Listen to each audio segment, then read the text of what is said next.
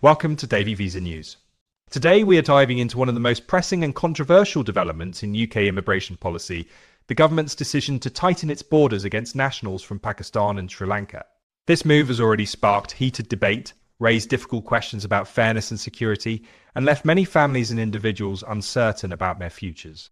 In this extended report, we'll break down the motivations behind the decision, its far-reaching consequences, and what it means for the UK's reputation as a global hub for study, work, and opportunity. Early this morning, a major announcement shook the immigration landscape. The UK government confirmed that it had signed its very first returns agreement with Pakistan. This agreement, hailed as historic by officials, was designed to allow the UK to swiftly remove Pakistani nationals who have no legal basis to remain in the country. Alongside this development came the news that the UK had also sanctioned Sri Lanka, effectively signalling a hardening stance on how migration from South Asia will be handled moving forward. According to the Home Office, the logic is clear. People who enter the country through legal routes such as work visas or student visas must abide by the rules. But those who overstay or attempt to claim asylum after entering legally are seen as undermining the system. Government ministers argue that swift removal, backed by cooperation from countries like Pakistan, is absolutely essential to maintaining trust in lawful migration channels. At the heart of this policy shift is a growing concern that Pakistani and Sri Lankan nationals are disproportionately likely to misuse the system. Reports from the Home Office revealed that a notable number of asylum seekers in the UK had originally arrived on valid visas either to study or to work. But instead of leaving when their visas expired, many later sought asylum, often ending up in taxpayer-funded accommodation such as hotels. Officials claim this trend places significant strain on housing, welfare, and the broader asylum infrastructure. The statistics are sobering. Thousands of individuals who once entered legally are now living under asylum protection, supported at public expense. Among them, Pakistanis and Sri Lankans made up a sizable proportion. To ministers, this was more than a red flag, it was a call to act decisively.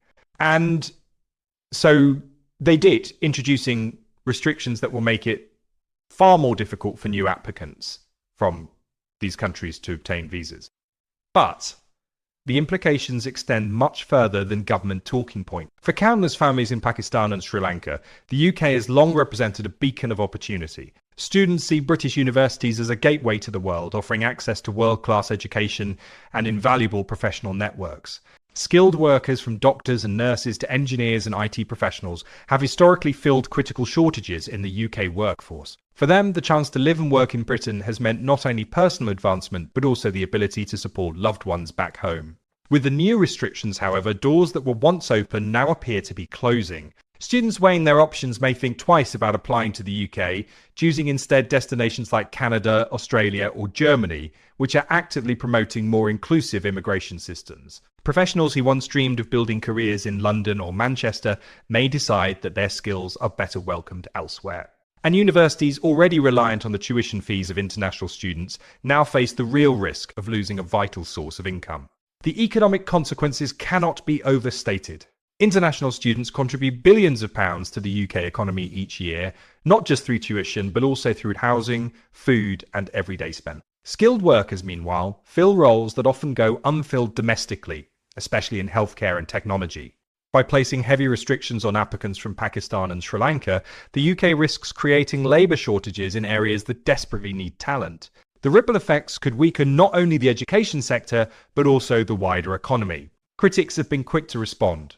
Advocacy groups argue that the policy is discriminatory, painting entire nationalities with a broad brush rather than assessing individuals on their merits. They warn that targeting Pakistanis and Sri Lankans undermines principles of fairness and inclusivity, fueling distrust and stoking fears of xenophobia.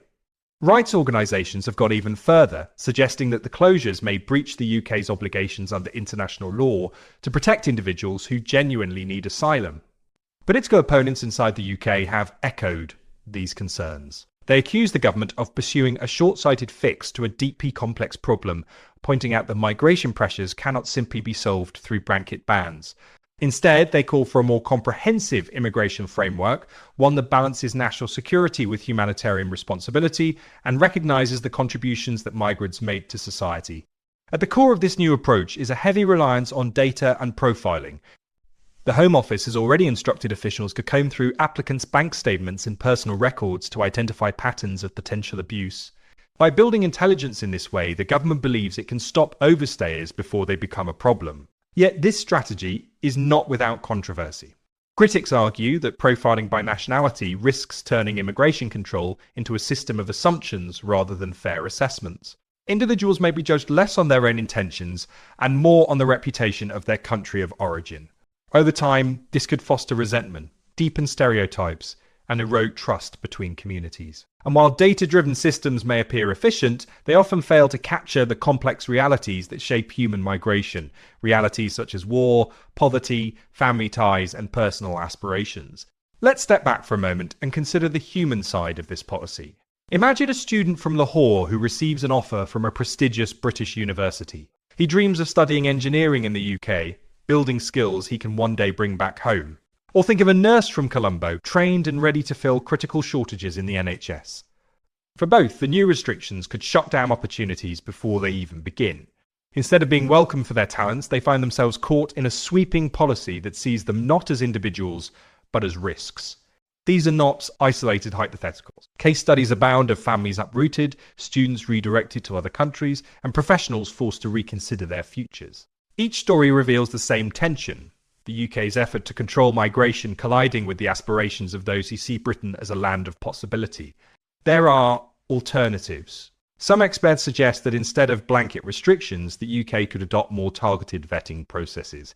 This might involve deeper background checks, more thorough interviews, and closer monitoring of post-arrival compliance. Such an approach could help safeguard the system without unfairly shutting out entire nationalities. Others advocate the stronger integration programs offering migrants support in navigating legal pathways, securing housing, and finding employment.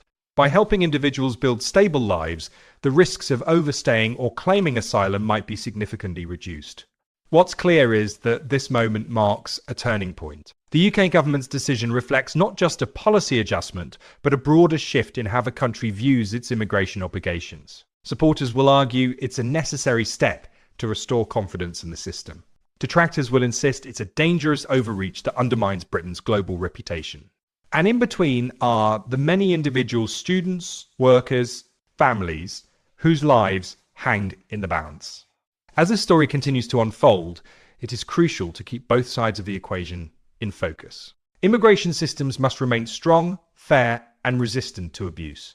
But they must also remain humane, adaptable, and welcoming to those who can enrich society. Striking this balance is no easy task, but it is the only way to build a system that serves both the nation and the individuals who seek to be part of it. Here at Daily Visa News, we'll keep watching this space closely. Policies may change, debates will intensify, and new stories will emerge. For now, though, the UK's stance is clear. Pakistani and Sri Lankan nationals face new barriers to study and work opportunities in Britain. Whether this move strengthens or weakens the country in the long run remains an open question. Thank you for watching. If you found this video informative, don't forget to subscribe to Daily Visa News for more updates on immigration, visas, and global migration trends. Like this video, share it with anyone who may be affected, and join the conversation in the comments below.